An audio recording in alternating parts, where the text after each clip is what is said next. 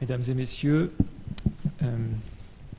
Monsieur le Président, chers membres de l'Académie de chirurgie, je vous remercie de m'inviter aujourd'hui pour parler de l'ingénierie tissulaire et de la réparation osseuse faciale. Et je vais cibler cette présentation particulièrement sur la réparation des fentes labiopalatines. Tout le monde connaît de près ou de loin l'ingénierie tissulaire osseuse. Il s'agit globalement de remplacer les inconvénients du prélèvement osseux à distance par l'utilisation d'un biomatériau associé à un ostéo-inducteur afin de réaliser un tissu hybride qui va pouvoir être implanté dans l'organisme. Il existe de multiples biomatériaux qui peuvent être des substituts osseux minéralisés ou d'autres qui sont simplement des trames collagéniques. Et il existe de multiples ostéo-inducteurs qui peuvent être généralement des cellules stromales mésenchymateuses, mais qui peuvent être aussi des cellules du cordon ombilical ou alors des facteurs de croissance endogènes ou exogènes. Une fois associés, ces deux composés vont former un os hybride qui va pouvoir être implanté dans l'organisme et promouvoir la régénération osseuse. Les possibilités de combinaison entre les matériaux et les ostéo-inducteurs sont multiples aussi, et on peut considérer qu'il existe globalement des combinaisons qui sont faites in vivo, c'est-à-dire pendant l'intervention, et des combinaisons qui sont faites in vitro, donc au laboratoire, et ces stratégies d'ingénierie tissulaire vont nécessiter donc un deuxième ou un troisième temps opératoire. Donc on voit déjà, à travers ce bref résumé, qu'il existe de multiples possibilités qui doivent normalement répondre aux applications potentielles que l'on a en chirurgie faciale. En particulier, on va chercher à remplacer l'os que l'on aura réséqué après une tumeur maligne de la mandibule, par exemple, après un sarcome de la mandibule, qui est actuellement traité principalement par une transplantation d'un lambeau libre de fibula. On espère que l'ingénierie tissulaire pourra permettre de remplacer l'os qui a été réséqué après avoir fait l'ablation d'une tumeur bénigne. Dans d'autres cas, c'est l'articulation temporomandibulaire qui est affectée, par exemple dans ce cas d'ankylose post-otitique, on a une fusion entre la mandibule et le crâne qui empêche cet enfant d'ouvrir la bouche et de grandir normalement. Généralement, l'on prélève un fragment chondrocostal qu'on va mettre en place de l'articulation temporomandibulaire. On espère aussi que l'ingénierie tissulaire pourra aider à remplacer les hypoplasies tissulaires, en particulier les hypoplasies mandibulaires ou les hypoplasies mandibulaires et zygomatiques dans des syndromes bien particuliers. Et pour le cas présent, pour la séance d'aujourd'hui, je vais plutôt insister sur l'intérêt de l'ingénierie tissulaire dans la réparation des fentes labiopalatines qui sont la malformation faciale la plus fréquente. Alors avant de savoir quelle est la meilleure solution d'ingénierie tissulaire à adapter au traitement des fentes labiopalatines, mais il faut déjà savoir pourquoi on peut avoir intérêt à utiliser ces procédés. D'abord, il faut savoir quels sont les avantages et les limites de la greffe osseuse autologue. Habituellement, quand on a une fente labiopalatine, on va faire une réparation à partir d'os qu'on prélève au niveau de la hanche ou au niveau du tibia, qu'on va mettre en place dans les veaux osseux, et on va attendre que l'os se remodèle pour pouvoir déplacer les mâchoires ou déplacer les dents. Cette greffe osseuse autologue présente de multiples avantages. En particulier, elle est efficace chez l'enfant, puisque l'on a entre 90 et 100% de réussite d'ossification. On a un seul temps opératoire, un coût faible, puisqu'on prélève un tissu de l'organisme, et on a peu de complications au niveau du site receveur. Par contre, l'inconvénient majeur, c'est qu'on a besoin d'accéder à un autre site opératoire qui est responsable d'une cicatrice, d'un inconfort, d'une boiterie parfois pendant plusieurs semaines et rarement de complications infectieuses. Donc si l'on veut remplacer cette greffe osseuse par une procédure d'ingénierie tissulaire, il faut qu'on ait une stratégie qui permette de limiter les inconvénients de la greffe osseuse tout en conservant les avantages de la greffe osseuse. Si l'on fait une très brève revue de la littérature, et j'avais pour ma thèse de sciences revu les différents procédés qui existaient au cours des 10 dernières années, on s'aperçoit qu'il y a globalement deux tendances qui se dégagent. Les procédures dites in vivo, qui font appel à la bonne morphogénétique protéine, BMP2, qui est associée à des éponges de collagène et qui va permettre en intraopératoire de reconstruire la fente. Il y a une dizaine d'études qui ont été publiées à ce sujet. Et l'autre tendance, c'est la procédure in vitro, c'est-à-dire la thérapie cellulaire, où l'on va prélever préalablement des cellules dans l'organisme, qu'on va associer à un matériau en laboratoire et qu'on va ensuite réimplanter. Si l'on s'intéresse plus précisément à l'utilisation de la BMP2 dans les fentes labiopalatines. Donc, comme je vous le disais, il y a environ une dizaine d'études qui ont été publiées depuis 2006, avec entre 200 et 300 patients, principalement des enfants, qui ont été opérés. On note que cette procédure est efficace, donc elle permet une ossification dans le site de la fente, en un seul temps opératoire, et tout son intérêt est qu'on n'a pas besoin de site donneur, donc il n'y a pas de cicatrice, pas de douleur, pas d'inconfort. Par contre, hormis le fait que c'est une thérapeutique qui est encore chère, la majorité des auteurs ont observé dans leurs études une inflammation très importante au niveau du site receveur. Et cette inflammation, cet édème au niveau du territoire de la fente, a même conduit à l'arrêt d'un essai thérapeutique en Europe du Nord en 2013, du fait de désunion de cicatrices et donc d'inadéquation avec les objectifs qu'on s'était fixés initialement. En résumé, la BMP2 est efficace, elle est utilisée chez l'adulte de façon assez sûre, surtout en cas d'échec d'une greffe osseuse préalable, mais par contre, son usage est non recommandé sur un squelette immature et en particulier chez l'enfant. Si l'on s'intéresse maintenant aux procédés de thérapie cellulaire qui ont déjà été utilisés dans la reconstruction des fentes labiopalatines, eh bien, il y a environ une dizaine d'études aussi, mais cette fois avec beaucoup moins de reproductibilité. On s'aperçoit que les méthodes qui sont utilisées sont très variables, du fait de l'importance des matériaux disponibles, de l'importance des ostéo-inducteurs disponibles.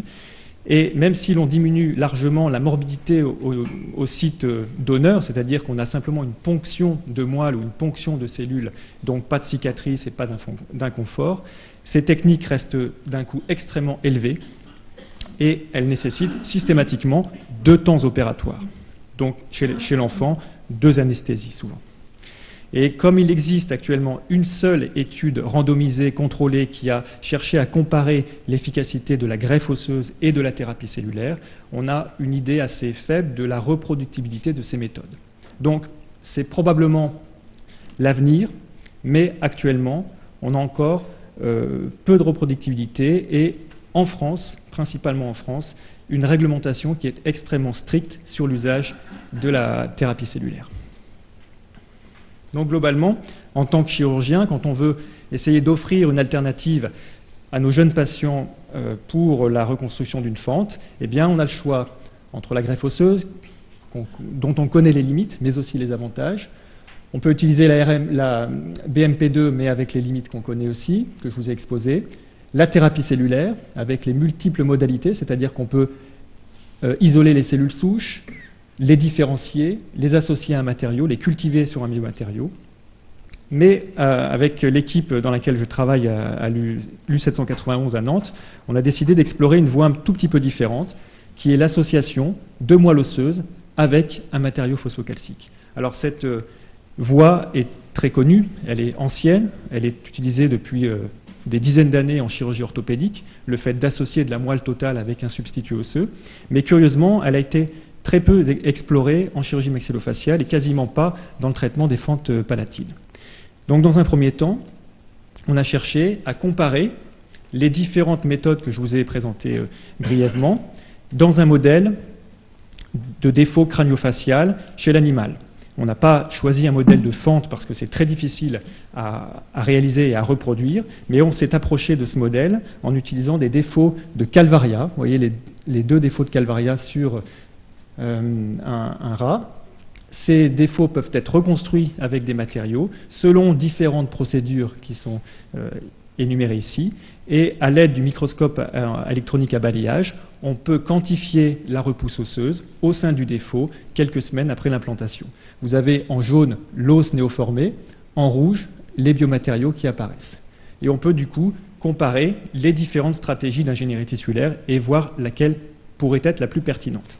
Dans cette première étude, on a pu mettre en évidence que la BMP2 et que la greffe osseuse fonctionnaient très bien dans ce type de modèle. Donc elle validait ce type de stratégie comme référence. On a pu montrer aussi que l'utilisation de la moelle osseuse totale montrait les mêmes résultats que des thérapies cellulaires très complexes. Donc c'était un premier point pour nous, de valider déjà l'utilisation de la moelle osseuse comme une alternative possible. Dans une deuxième étude, on a essayé d'améliorer les résultats de la moelle osseuse en y associant des cellules souches mésenchymateuses. L'hypothèse de départ, c'est de dire que lorsqu'on fait un prélèvement de moelle osseuse, on peut avoir une variabilité dans la concentration en cellules souches. Le fait d'associer des cellules souches à la moelle osseuse pourrait permettre d'augmenter la repousse osseuse. En fait, les résultats ont été assez étonnants, puisque non seulement la moelle osseuse n'a pas été potentialisée par les cellules souches, mais on a même eu l'impression que les cellules souches empêchaient la moelle osseuse de fonctionner correctement. Vous voyez sur ces images les reconstructions osseuses à l'aide de la moelle osseuse totale, seule, et lorsqu'on associait la moelle osseuse et les cellules souches, on n'a quasiment pas de repousse osseuse. Dans une troisième étude, on a essayé non pas de faire varier l'agent ostéoinducteur, mais de potentialiser le matériau que l'on associait. Et on s'est basé là-dessus sur le rapport de l'HAS de 2013 sur les substituts osseux, qui montre très clairement qu'il n'existe pas de substituts osseux de référence actuellement parmi tous ceux qui ont été testés. Et donc on a essayé de comparer l'efficacité de différents substituts osseux selon leur classe. Nous avons pris des biomatériaux phosphocalciques synthétiques, des matériaux d'origine animale, des matériaux d'origine humaine, les allogreffes, et nous les avons associés avec de la moelle osseuse pour savoir quel était le plus efficace. Alors cette étude n'est pas encore complètement terminée, mais nous avons déjà pu montrer sur chaque matériau que l'utilisation de la moelle osseuse potentialisait le substitut et augmentait la repousse osseuse. Enfin, dans une dernière étude, nous avons essayé de faire varier la composition d'un matériau synthétique pour en améliorer ses performances. Et en particulier, nous avons essayé d'augmenter la résorbabilité du matériau. Parce que vous savez que si l'on veut utiliser un matériau chez l'enfant, il faut que ce matériau se dégrade au fur et à mesure que l'os se reforme. Donc, plus le matériau est résorbable, plus, a priori, il sera intéressant chez l'enfant. Eh bien, nous avons montré que plus on augmentait la résorbabilité, c'est-à-dire plus on augmentait le taux de phosphate tricalcium dans ce matériau, eh bien, plus la formation osseuse était importante à son niveau. Le deuxième objectif de cette étude était aussi de s'approcher le plus possible de la physiologie humaine. Et l'on a essayé d'associer de la moelle osseuse humaine au matériau en comparaison avec la moelle osseuse murine. Et là, on a constaté que les résultats obtenus avec la moelle osseuse humaine étaient très en deçà de ce qu'on pouvait espérer, ce qui montre un petit peu les limites de l'ingénierie tissulaire chez l'animal. Et là, on est actuellement en train de tenter de créer un modèle de fente chez un modèle préclinique de gros animal pour ensuite, très rapidement, passer à un essai clinique. Donc à l'issue de cette courte présentation, il est pour moi important de rappeler que dans le traitement des fentes labiopalatines, la greffe osseuse autologue reste le gold standard. Actuellement, il n'existe pas vraiment de procédure d'ingénierie tissulaire idéale. Même si la BMP2 a montré une grande efficacité chez l'adulte, elle reste controversée chez l'enfant, du fait des réactions inflammatoires qu'on a pu voir. La thérapie cellulaire à l'aide de cellules stromales mésenchymateuses semble la thérapeutique la plus prometteuse, mais actuellement il y a de nombreux verrous qui limitent son utilisation, en particulier un verrou économique, puisque le coût de production des cellules, de transformation en laboratoire est extrême. Il y a aussi un verrou réglementaire. Actuellement, en France, on ne peut pas différencier des cellules et les cultiver sur un matériau, ce qui limite énormément les possibilités d'ingénierie tissulaire. Enfin, l'intérêt de la moelle osseuse nous paraît actuellement le plus prometteur, mais nous ne l'avons pas encore validé et il doit être du coup confirmé. Je vous remercie.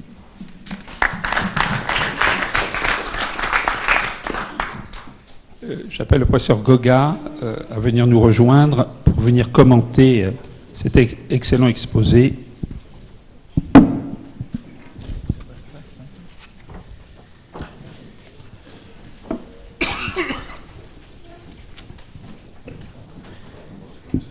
Monsieur le Président.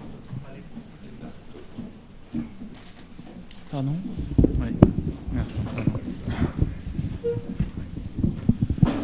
Monsieur le Président, Madame, Monsieur les modérateurs, Mesdames, Messieurs les membres de l'Académie, tout d'abord, c'est un honneur d'être présent et invité parmi vous, et je vous en remercie. Donc, cet exposé de Pierre Corre est un exposé qui est fondamental, qui ouvre des portes secondaires à un travail mené depuis de nombreuses années par lui-même et l'équipe qui l'encadre, et justifié par le fait que la fréquence des fentes, la bionasopalatine, nous impose de trouver des solutions de fermeture de cette perte de substance osseuse maxillaire la plus économique, la plus fiable, la plus naturelle, la moins délétère, pour traiter ces enfants à visage différent, comme l'évoquait Michel Serres.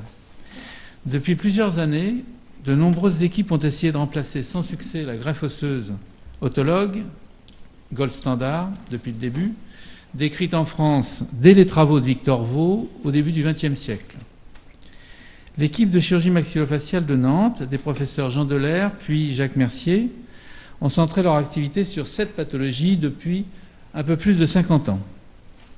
Pierre Corre, qui est responsable actuel de cette équipe par l'intermédiaire de l'unité dans laquelle il travaille, sans délaisser la clinique, comme l'a très bien signalé Patrick Diner, a recherché et recherche avec une grande honnêteté une solution hors os à la fermeture de cette fente.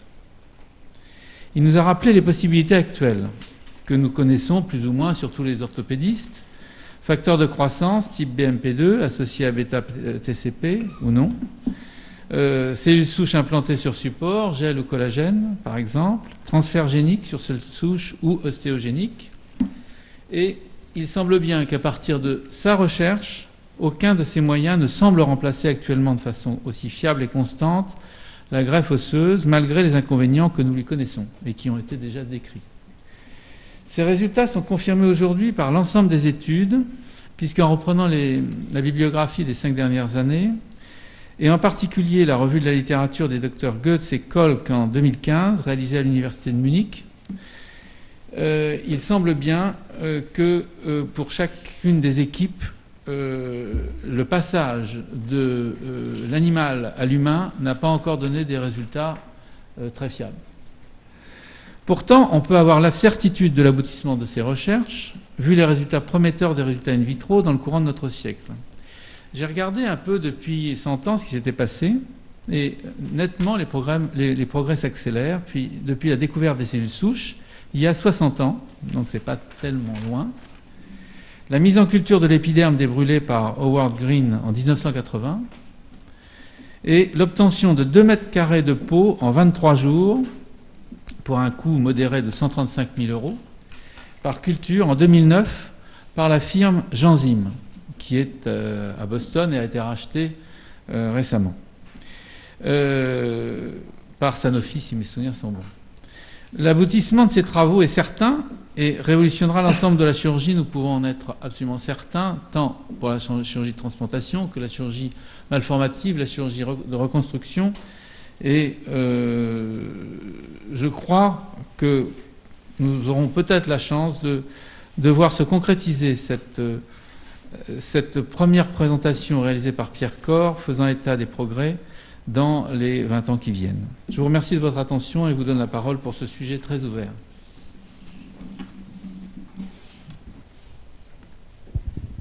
Je voudrais juste faire une remarque, parce que c'est l'orthopédie, vous avez entendu ce qu'on entend dans les orthopédies couramment. C'est d'abord de savoir que l'os reste toujours le meilleur matériau pour remplacer l'os, surtout dans les petites pertes de substance. Et même si la prise de greffe donne une cicatrice, laisse quelques douleurs, c'est quand même pas, surtout chez l'enfant où les cicatrisations sont quand même relativement favorables et rapides, ça n'est quand même pas un préjudice considérable. Et ce que l'on fait actuellement, d'essayer remplacer l'os, la petite perte de substance osseuse par des matériaux composites. On le fait nous aussi en orthopédie couramment, les biomatériaux, la bonne morphogénique protéine qui est une vieille idée duriste, et maintenant les cellules souches. On n'arrive quand même pas à faire de l'os aussi sûr que l'os véritable, d'un os qui est souvent fragile, qui est souvent cassant, qui se résorbe en partie, etc., etc. Donc je pense que pour les petites pertes de substances osseuses, le prélèvement osseux reste encore très concurrentiel jusqu'à ce que les progrès de vos recherches avancées aient montré qu'on pouvait faire autrement. Le problème pour nous, c'est les grandes pertes de substances. Les grandes pertes de substances sur les os longs, où là on n'a pas assez d'os pour remplacer l'os par l'os, où il faut essayer de trouver des substituts, ce qui est en cours, mais pas encore totalement réalisé. Voilà, c'est une remarque préliminaire d'orthopédiste que je voulais faire. Je pense qu'il va y avoir des questions dans la salle, ou une réponse des orateurs peut-être.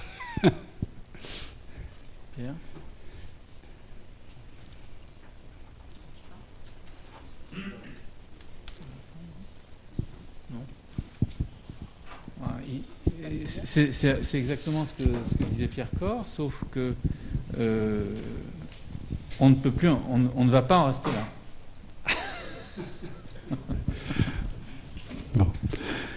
Et je suis certain qu'on ira plus loin dans les années à venir, parce que effectivement, le prélèvement d'un lambeau libre, ça a beau être un énorme progrès, et une énorme révolution aussi dans la prise en charge de la reconstruction, ça reste quand même traumatisant, surtout si ce lambeau libre présente des problèmes de cicatrisation. Une question ? Oui. Philippe Montupé. Pour vous remercier de la richesse d'ouverture de ce débat, surtout effectivement avec la collaboration d'idées entre les orthopédistes et les maxillofaciales. Et là, il s'agit d'une petite greffe. Alors j'ai une question concernant ce que vous avez dit sur l'essai avec moelle osseuse plus cellules souches. Il s'agit d'une petite perte à combler. Donc ma question, c'est, vous avez dit qu'il y avait problème, mais j'ai pas compris quel était le problème ou quelles étaient vos hypothèses que ça ne fonctionne pas bien, moelle osseuse plus cellules souches. Alors,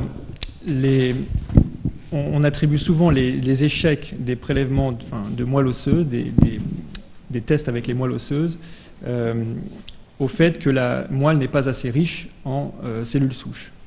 Le professeur Ernigou, pour ne citer que lui, a montré que plus on augmentait le nombre de cellules à l'intérieur d'un concentré de moelle, plus la réponse osseuse était satisfaisante. Donc notre hypothèse était de dire, puisqu'on a un prélèvement de moelle qui est inconstant, on va associer des cellules souches pour potentialiser ce prélèvement.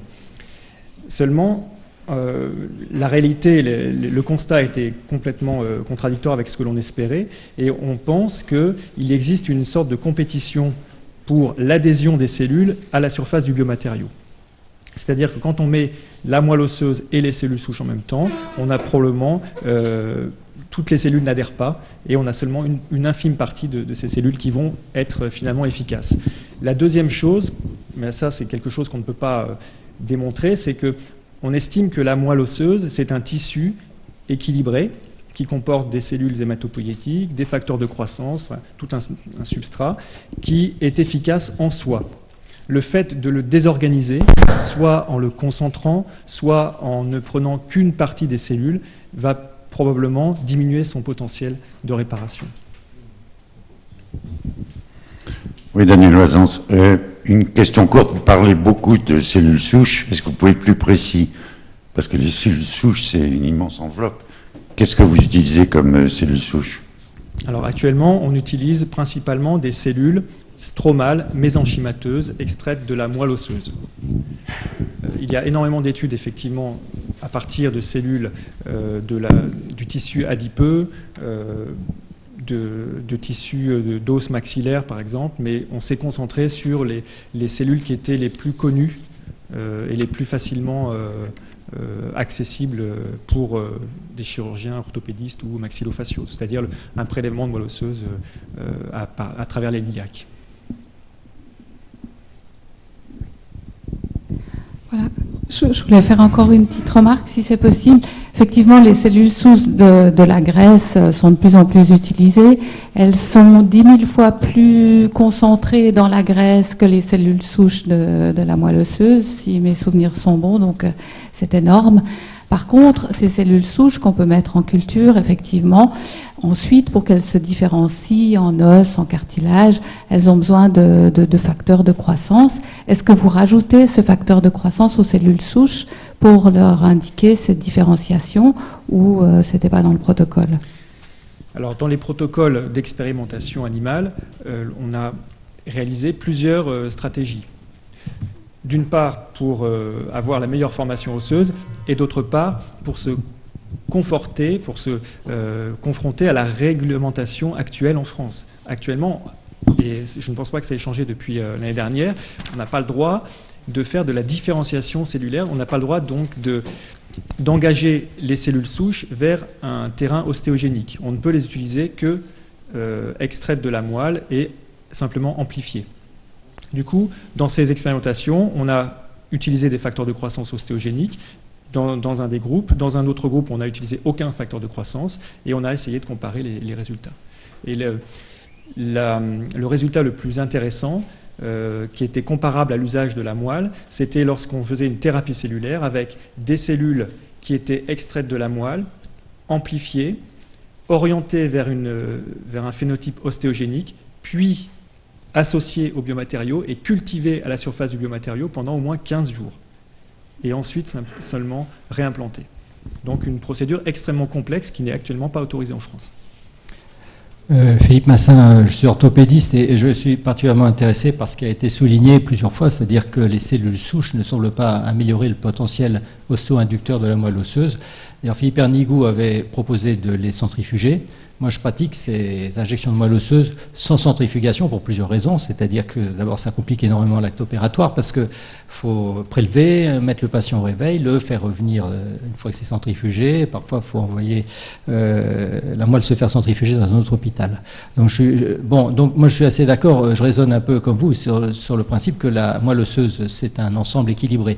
Néanmoins, je pense qu'à l'intérieur de cet ensemble équilibré, la concentration de cellules souches est importante parce qu'elle est peut-être influencée par des facteurs extrinsèques, par exemple comme le tabagisme ou par l'âge, et qu'il y a certainement des limites à l'utilisation de cette technique qu'on n'arrive pas à fixer précisément, et je crois que ça serait intéressant de le savoir. Vous avez tout à fait raison.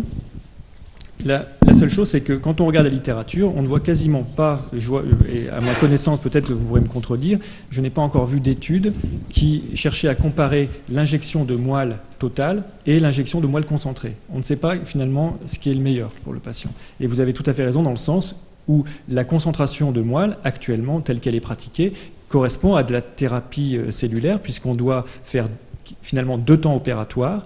Les produits doivent sortir du bloc opératoire et donc sont considérés comme un produit de thérapie cellulaire. Bien, merci. On va passer à la suite. Merci Pierre.